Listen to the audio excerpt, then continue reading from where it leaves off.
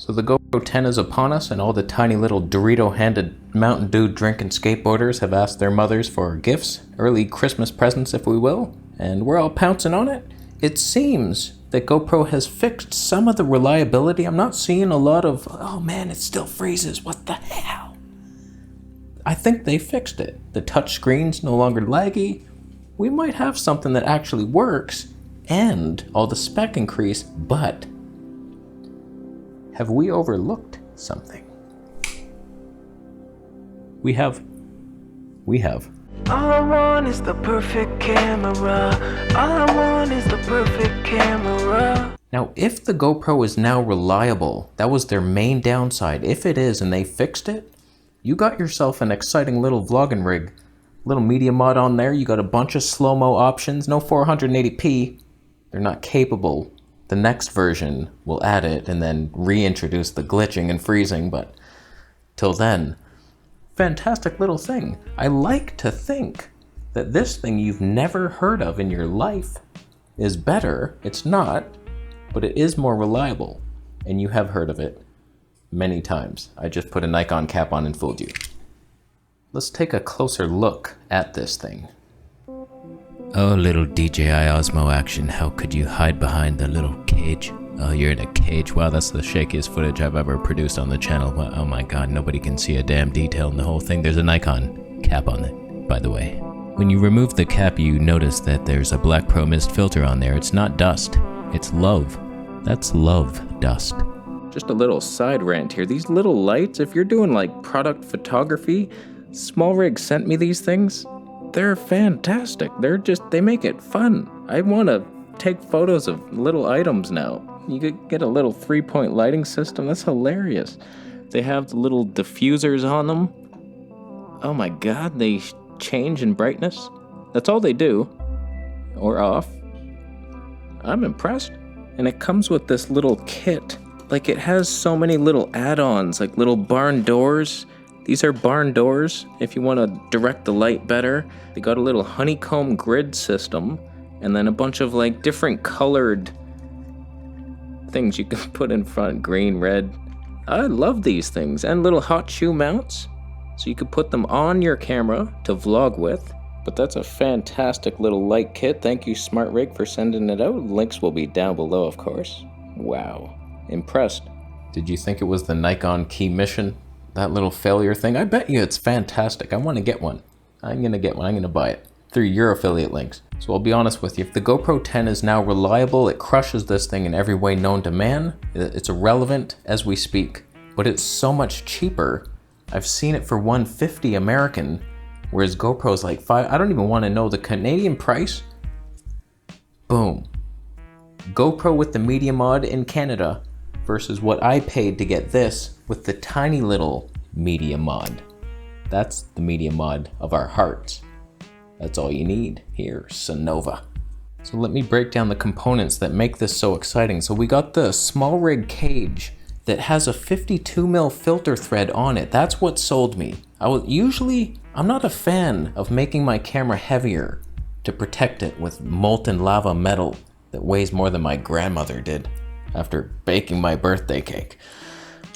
You got yourself potential for black pro mist filters on here that should take away some of the harsh sharpness that GoPro and all action cams and all smartphones are known for. So you got that. You can protect it with a Nikon lens cap. I was gonna buy just a generic cap, and then I was like, come on.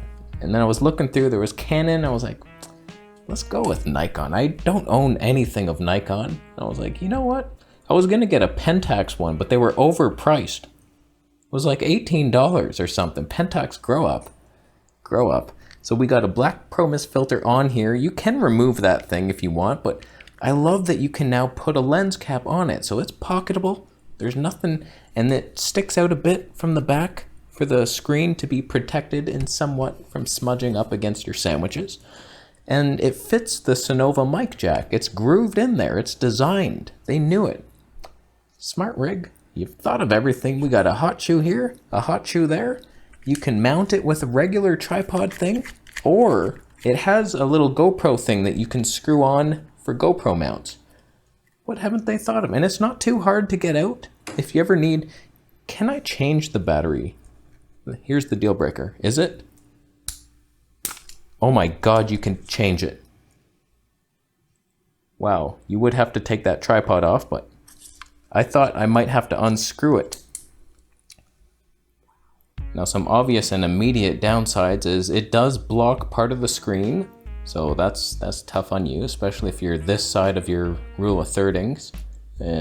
But you can still see it. You can totally, I can see myself until I disappear now, but I imagine I'm in the frame. Can you zoom in on it? This is bad content. It's in the handbook. Don't, just stop, move on. So there is that small downside, but honestly, I don't use that screen much. I'm rarely looking at it. I just want to see, am I recording? Okay, good, boom. And then I'm going, and sometimes I look at it for exposure. Like, am I super dark before recording? And then I might have to point down away from the sky a bit, and then, okay, it brightens up, okay, let's go. And then you don't really think of it. To get it out, you know, I just said like, oh, the freewell filters, you can never get them. It's really a very simple finger tilt, remove. No, that's never gonna come out, is it? Oh yeah, take that off.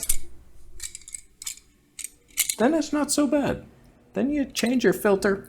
Did that ruin my audio? Oh, it did it ever. But that's actually a lot easier than I thought it was gonna be to remove.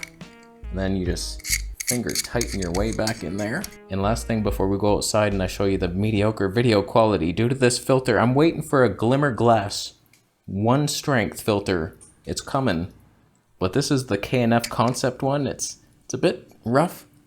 You don't have to use it, but I forget the thing I was gonna tell you. Oh, just that you don't have to disassemble it to remove the memory card and then get all your files off. I find, even though this Sonova mic jack allows you to still have a USB thing and then get your files off that way, it's very slow. So don't even bother, just rip it off. Boom, bam. If you're curious, this now weighs 227 grams with everything, the filter, no lens cap. Compared to the GoPro 10, which I have to now look up, is it heavier? It's definitely heavier with that metal cage, but it's not heavy compared to like, oh, I'm gonna vlog. I'm Casey Neistat. Nice hat.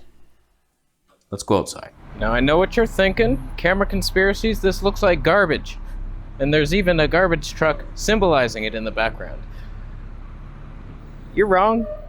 You'd be wrong. So right now we don't have the Black Pro Mist filter on because I want to see if it's even worse or better. It's probably worse. I also brought a longer selfie stick to see what happens when we get ourselves way out there, because the closest focusing distance, it ain't here. It ain't anywhere close. It's like 4 feet. That's probably not even it. So let's do a couple steps to get more and more cinematic. We're in regular DJI colors. We're first gonna put the filter on and then switch to Cine D and then the selfie stick for the culmination of the century. Next to me is a lonely loser who doesn't use Black Pro Mist filters on his action cam, and he's over sharpened. It looks like he smells like jasmine flowers with like old pork. It's not a good smell, and I look better than he does. And you could too, if you shop around through my affiliate links down below. Is it doing anything? We got a Black Pro Mist filter on an action cam. How fantastic could that be? In my mind it was. Probably isn't, but we still got the DJI colors, less dynamic range. Let's switch to Cine D. I find it doesn't expose for me as well. That's why I switched to this. Okay, now we're in Cine D. This should be the most cinematic thing you've ever seen in your life. Most dynamic range of any smartphone in the history of mankind. I'm black. Oh, that takes me back to another life. I notice it won't expose right. It has problems, but sometimes it's okay. Thankfully, I have a flippy screen, and I can see at least half of it. At least 84% of it. 71%. And yes, I'm filming in 48p, but I talk super fast, twice as fast, and you can't even tell the difference because you're stupid. All right, I got one more trick up my sleeve, and then we talk about if the GoPro 10 is actually worth getting for the thousands of dollars extra. Let's switch to this thing. There it is. We got it. We've reached the high state. This is the best you could do as a vlogger. You couldn't even wish for more. We're rolling a thirds. I disappeared because we're blocked, but I know I'm still in the shot. I believe that SmallRig wouldn't lie to me. What a fan. Am I in focus now? Or is everything so small it doesn't even matter? I'll be honest with you. This DJI doesn't have the best image quality. It's actually pretty bad. Like, it's one of the worst I've ever seen. But for some reason, I love using it. And that's what matters. That's not a sentence. Wait till you see my super slow motion highway cross coming up. It's going to be fantastic. 240 frames per second. Slow down in DaVinci to 480. You kidding yourself? If they won't give me 480p, I'll give it to myself as a birthday gift. So when it comes to the GoPro 10, I mean, honestly, the 240 frames per second in here is pretty trash and it has no stabe. But I haven't noticed that it's super bad. Like, it's slow motion. You don't really need the stabe. So that's okay, but it'd be nice to have 2.7K, 240p, but people are saying it doesn't look very good on the GoPro. So I think it's just 1080p, maybe upscaled. It barely looks different, I bet. Honestly though, you needed 480 frames per second in there to get me to upgrade from a Hero 9.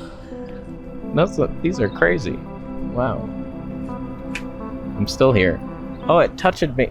A piece fell in my eye. I'm dying. And the DJI Action 2 is rumored to have 960 frames per second. You would imagine they also have 480p better than the 960. Don't quote me on that, but I don't know. As a DJI owner, I would stick with this. It's so cheap comparatively. You got the cheap little mic adapter, the SmallRig cage. That's what sold it. Honestly, I didn't have this thing before SmallRig reached out to me. Once they reached out, I looked through their site and then I saw this DJI cage and I was like, you know what? 52mm filters. I could have my Black Pro Mist. We've seen it does something. Look at the bloomy highlights. Huh? Huh? Where's your cinema, huh? It's not here. Maybe not right now, but I shouldn't have just stopped in a random spot near a highway, but whatever. I didn't go through Philip Bloom's course. I failed. I'm one of his only students that failed the course. But once I saw this cage, that got the wheels spinning. I was like, I actually have a 52mm Black Pro Mist filter, and then it just seemed to all fit together. I bought everything. SmallRig sent the cage, and now we have a fun little setup, and I've been taking it around town. I enjoy this more than a mirrorless camera, even though I made the mistake of comparing it to my Olympus the other day, and I was like, ah, shit. I almost threw it right in the trash where it belongs, but it's so fun.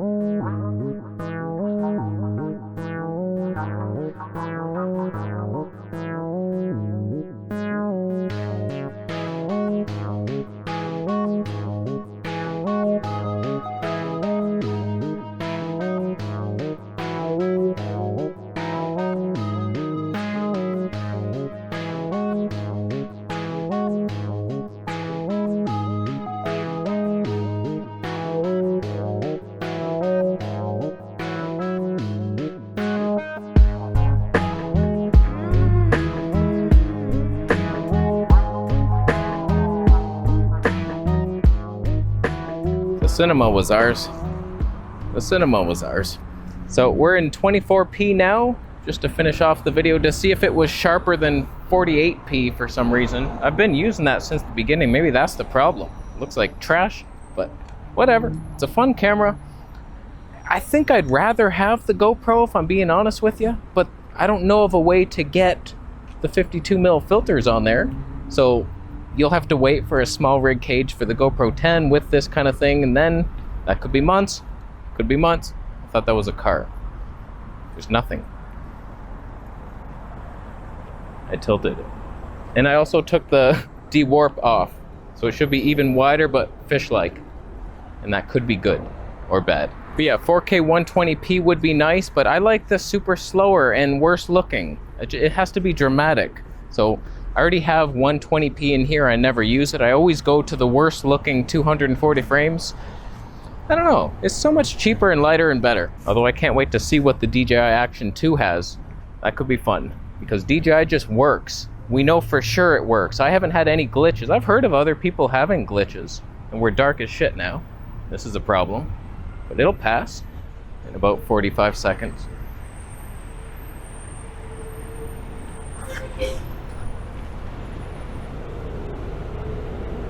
I'll go. Almost missed that one. Oh boy. Everybody I've ever listened to down in the comment section has said they prefer seeing everything.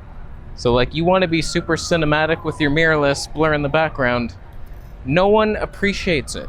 No one wants to see it. Sometimes people get jealous, like, wow, look at that dynamic range and that pixel that's burnt. I swear to God, Sony, you answer my emails.